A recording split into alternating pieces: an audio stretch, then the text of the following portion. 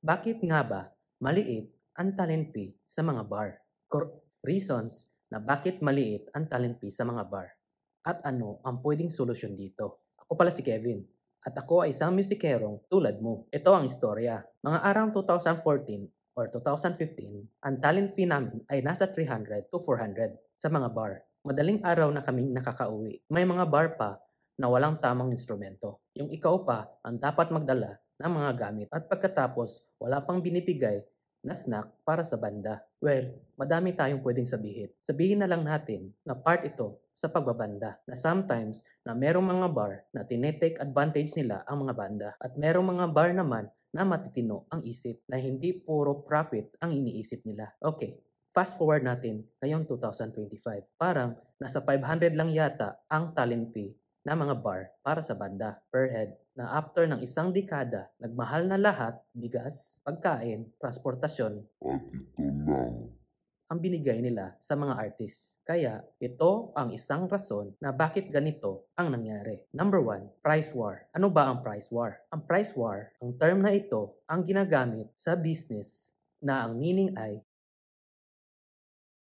pinapatay lang natin ang sarili natin sa pababaan ng presyo. Example, Ban A, 1,000 per head. Ban B, sinabihan nila ang bar na 500 per head sila. Ban C, sinabihan naman nila ang bar na 300 per head sila. What if merong pang ban D, E hanggang Z? Nakikita niyo ba ang point? Hindi magtatagal, magiging libre na lang ito sa mga bar. May mga bar na tinitake advantage nila ang mga banda dahil dito. Passion natin ang music. Masarap makipagtugtugan talaga. Yung feeling na kahit lumampas na sa oras yung tugtugan, gusto mo pa rin tumugtog. As long na na-enjoy ka sa ginagawa mo. Yung feeling na kahit walang bayad, okay lang. Pero sometimes, if iisipin lang natin, 3 hours to 4 hours na tugtugan, service na ito. Need talaga natin mabayaran ng tama. Buti pa nga yung ibang bansa.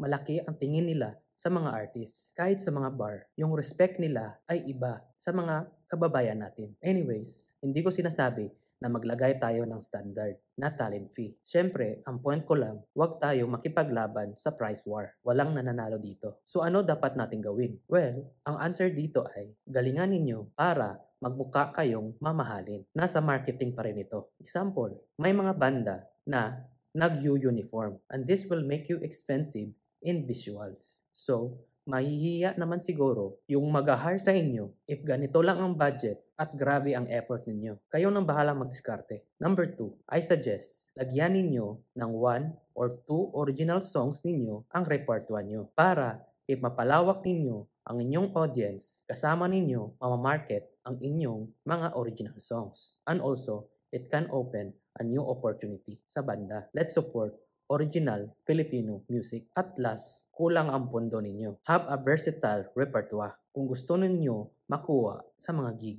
be versatile. Malaki ang market dito. Pwede party, pwede oldies, reggae, or variety. Widen mo lang yung mga pondo mo. Para if meron kang audience na mahilig sa 70s to 80s, at least meron kayong pondo. At pwede kayong malagay sa kahit anong event. It's okay na magaling kayo sa isang genre or if gusto mo maging full-time artist sa favorite genre mo. Pero if bar ang habol mo, hindi sila susuporta sa iyo na para sumikat ka. Hindi sila susuporta sa mga music advocacy natin. Huwag nating kalimutan, ang bar ay business, ay mga negosyante. At syempre, ang gusto nila ay makabenta sila sa pagkain at inumin nila. Profit ang iniisip ng mga negosyante at gusto nilang makatipid. May mga ibang bar pa na pinipressure nila ang mga banda kasi walang tao sa bar nila at yung iba ay hindi pa nababayaran ng tama at yung iba hindi talaga nababayaran. So yun mga kamusikero, ang solusyon ay huwag maghanap ng paraan na mapapamura. Maghanap ka kung paano mo mapapamahal yung banda mo. That's why, sa tingin ko, hindi effective na may standard na talent fee. Kasi if merong standard or taripa, iba-iba kasi ang purpose ng iba't ibang banda. Merong mga banda na for enjoyment lang, meron ding trabaho talaga at meron din kahit walang bayad. So yun mga kamisikero, maraming salamat. Please like and share if may natutunan ka. Huwag nating kalimutan, ang musika ay kasiyahan natin sa buhay.